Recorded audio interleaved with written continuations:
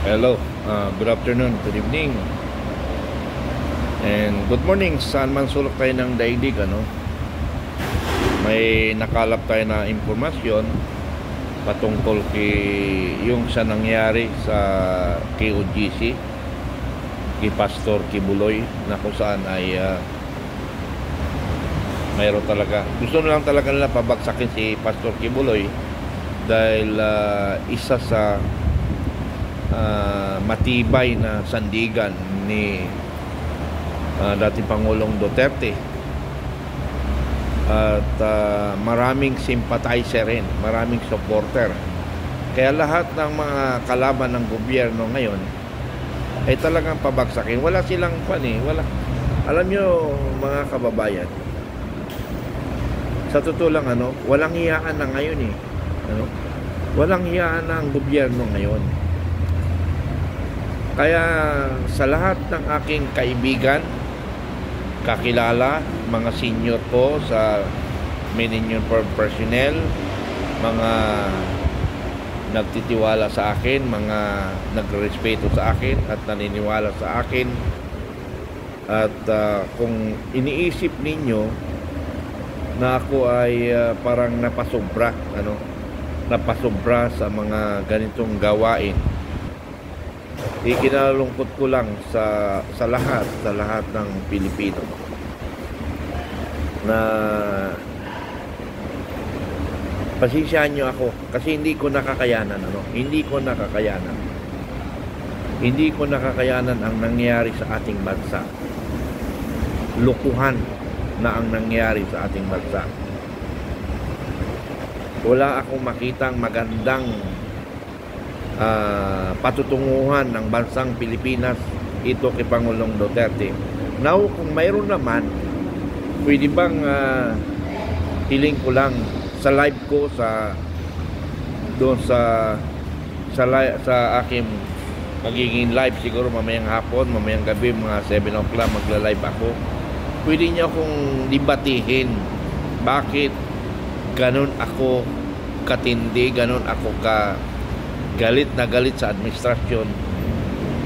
Hindi ako galit personally kay Bongbong Marcos dahil mahal ko ang tatay niya. Mahal na mahal ko.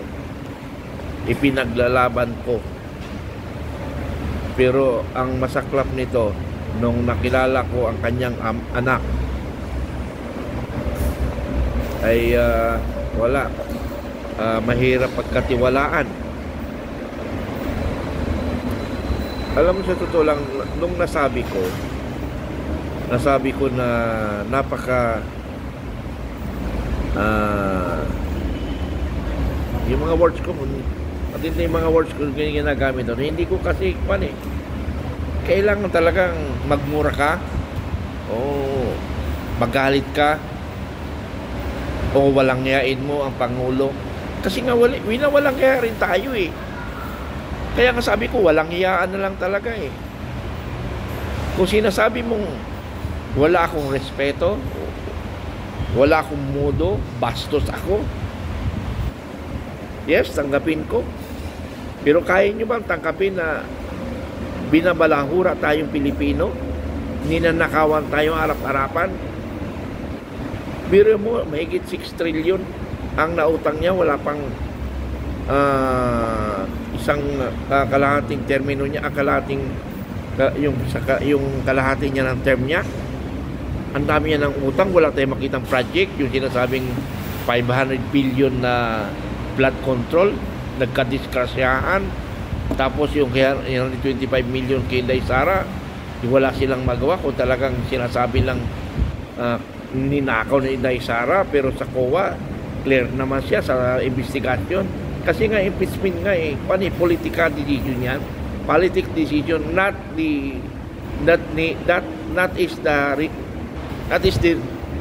real investigation, hindi politika. Ang decision niya politika, hindi yung katotohanan. Okay, pakinggan natin ito. Na bagong labas mga kaibigan. Medyo mahina lang, pero tingnan natin muna yung isa medyo mahina yung isa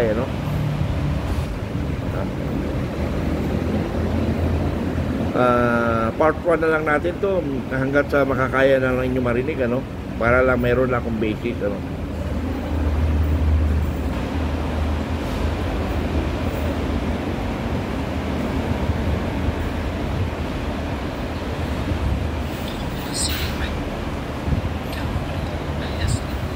Hindi po ako pinilit na magsalita ng katotohanan. Mahina. Ko pong inilalahad ang mga nagawa kong kasalanan at mga plano laban kay Pastor Apollo C. Tibuloy at sa Kingdom Ministry. Ako po yung witness, kinuwang witness ni Sanry Salteveros na nakatakip yung mukha. Pero ngayon, hindi na, sapagkat nagsasabi to ako ng totoo. Binayaran po ako ni Sanry Salteveros para mag-testify laban kay PRRD, ni Bisara at kay Pastor Apollo C. Tibuloy. Lahat ng sinabi ko at kasama ko doon na nag-witness sa Senado ay ginawa lamang ni Sanry sa upang mapagsakin si Pastor at ang buong kingdom. Ngunit ang kanilang mga ari-arian. Ngayon po ay hinahanap at tinatakot ako ni Sanrisa. Ako po ay dating full-time worker ng Kingdom of Jesus Christ na pinamumunuan ni Pastor Apollo Tibuloy. Na-convert ako noong 2015 at naging full-time noong 2019 kung saan na-assign po ako sa Glory Mountain sa Davao City. Lumabas po ako ng 2021, ngunit nagpaalam po ako ng ayos at pinayagan naman ako ng Kingdom dahil may balak po akong bumalik pagkatapos ng ilang taon. Noong January 2024, nag-vlog po ako kasama ang isang ex-full-time na si Lawrence Campuno dahil nagsimula na noon yung unang pagdinig na sa Senado sa pangunguna ni Sanry Salteveros tungkol sa mga aligasyon ng sexual abuse at human trafficking na isinampalaban kay Pastor Apollo Tibuloy. Sa vlog na yun, pinasinungalingan namin yung mga claim ni Glenda Portugal alias Amanda at yung iba pa na bawang kasinungalingan lahat.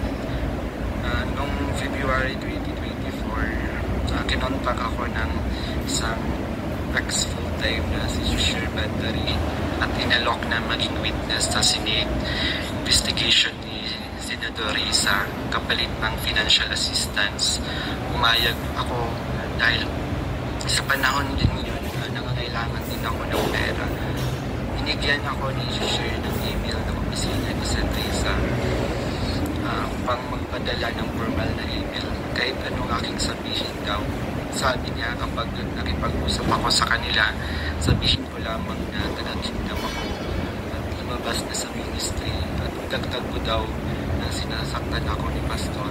So sa aking email, sinabi ko doon na galing ako sa kingdom at lumabas noong 2021. Ilang araw pagkatapos doon, kinontak ako ng isang staff ni Sanrisa si Fiona upang makipag-meet sa akin through video call. Sa pag-meeting namin kay Attorney J. Beckham, Chief of Staff ni Sen. Salteveros, pinagawa ako ng affidavit tungkol sa mga gawain ko sa loob natin na mga transaction at operation na kinasangkutan ko. Ang isinulat ko doon ay bawang mga personal ko experience lamang at wala akong binanggit na pananakit, sexual abuse o human trafficking sa aking salaysay. Matapos kong ibigay yung affidavit, muli kaming nag-meet ni Attorney Beckham. Pagkaraan ng 2 araw, binigyan niya ako ng revised affidavit na naglalaman na ng mga karagdagang aligasyon ng pananakit ni Pastor na hindi ko naman naranasan o nakita. Kasama rin dito yung maling pahayag na ako daw ay nasa sa SMNA News kahit hindi totoo dahil ako ay nasa Glory Mountain mula 2019 hanggang 2021. Nandun din yung aligasyon. Okay, ikuha ko lang ito, ano, para i-basis lang natin. I-part 2 ko yung kasi para malakas, ano, nasa labas kasi ako, no. So i-part 2 ko yun. Maghanap tayo ng mas malakas at para mas maliwanagan natin, ano. So, very clear ngayon, kawawa naman si Pastor Kibuloy, ano. Actually, nung pinapasok ni General Torre yung KOGC, galit na galit ako, ano. Talagang gusto kong sumugod doon, pero binawal lang ako ng grupo na wag pumunta doon kasi makukulong lang daw ako. Ang tanda ko doon, si Ka Eric yata nagsabi sa akin noon. Kasi siya nga, ganoon rin, hindi siya pumunta kasi baka daw makulong. Dahil kasi by all means, ano. So, panawagan ko sa magiging may hawak ng kaso na ito, kung po pwede, sa armed forces na lang natin ipahawak itong kaso na ito, o kaya sa NBI. Huwag nang pumasok ang Philippine National Police dito. Dahil alam naman natin ang Philippine National Police, si General Torre, hindi pa natin nakikita kung nagre-reform na siya para ba sa taong bayan siya o para sa isang tao lamang ang ating PNP chief, ano? So hindi ko pa naman siya inuhusgahan because itong 5 minutes tinitingnan ko kung talagang epektibo yung sinasabi niya na police within 5 minutes nandyan na, no? So binigyan ko siya ng 3 buwan kung anong impact, pero sa ngayon wala pa rin tayong tiwala kay General Torre in regard sa ganito. So dapat General Torre, kung po pwede lang, ano, for delikadesa, ano, huwag mong pakialaman ito kasi nga magiging bias lang talaga, alam na ng taong bayan ang mangyayari. So please, kung sino mang handler ni anong pangalan nito, dahil lang pangalan ni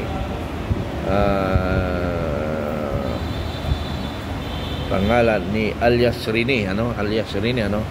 So kung sino man may hawak kay alias Rini, kung talagang effective handler ka, effective protector for the Filipino, I rather suggest i-under custody ng Armed Forces of the Philippines or NBI, ano, dahil ang NBI may natitira pa tayo.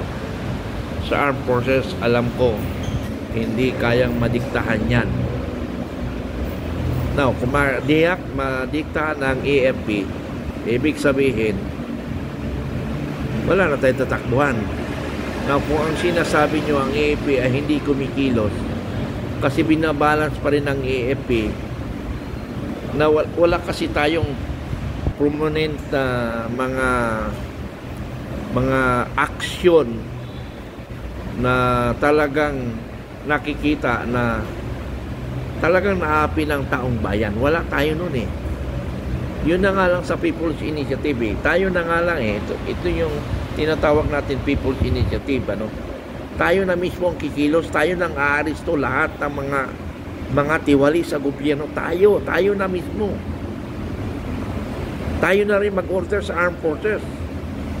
Tayo na rin mag-order sa Philippine National Police. Lahat ng gobyerno tayo na mag-order. Ayon yan sa Republic Act 735. Ha? Andyan yan, nasa batas yan. Now, kung ang batas na yan tinatarantado, dapat tarantado na rin tayong lahat.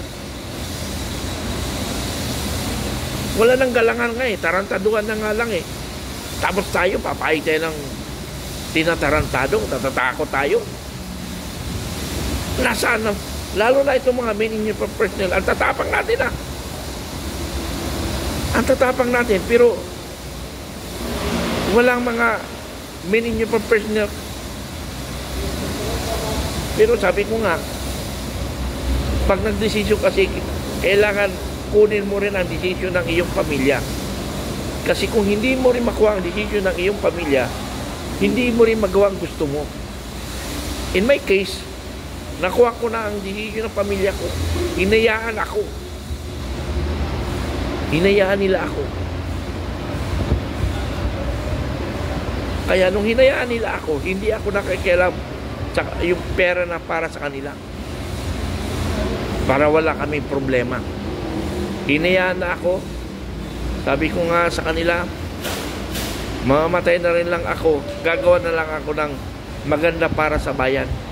Nung kabataan ko nga, hindi ako natakot mamatay para sa bayan. Ngayon pa na bukas mawala ka, wala ka na. Hindi, wala na eh. Ang dami na nga nauna sa amin eh. Saan? Sa enlisted personnel. Nung ako'y private, ilan na lang yung nakikita ko. We have 60 plus yata nung private kami. Ilan na lang yung nakikita ko, wala na yatang 20. Sa pagka-officer, 135 kami. Ang nababalitaan ko, nasa 70 na lang kami. So, ang dami nang nauna sa amin. Yung mga kababata ko sa elementary, halos ilan na lang yung nakikita ko. Out of, sabihin natin, elementary classmate ko, mga 100. Wala nang 30. Bakit hindi natin gawin para sa bayan? Di ba? So, I'm sorry, no? Sorry kung ako, humiling ako sa mga senior ko. Yung mahirap kung anti-corruption ka, maraming galit ka, maraming kang kaaway. Maging magnanakaw ka, marami kang kaibigan, ay baliktad ang mundo. Pagka corrupt ka, ang dami mong kaibigan. Pagka anti-corruption ka, ang dami mong kaaway. Pero bahala na maraming kaaway. Mawala yung kaibigan. Basta ang ginagawa ko, nasa tama ako. Yung pagmumura ko, sorry na lang nun sa pagmumura ko. Dahil walang niya naman eh. Bakit si Pangulong Marcos, ginagalang ba tayo? Nirespeto ba tayo? Tinatarantado tayo. Ha? Hindi nyo ba alam yun? Kasi kung mahal ni Pangulong Marcos ang taong bayan, sa dami ng kanyang batikos, dapat kahit papaano makitaan mo malang siya. Halos nga yung pag nakita ko mukha niya eh, wala sa totoo lang, nung babae nga lang, pag nakikita ko mukha ni Pangulong Marcos nun, nababakla ko eh. Pero ngayon, pag nakikita ko mukha ni Marcos eh, nagiging demonyo ako eh. Ganon, katindi ang galit ko. Kaya sorry. Sorry kung nabawasan ng mga kaibigan ko dahil ako eh, against the corruption. Happy anniversary, Special Forces. Special Forces Regiment.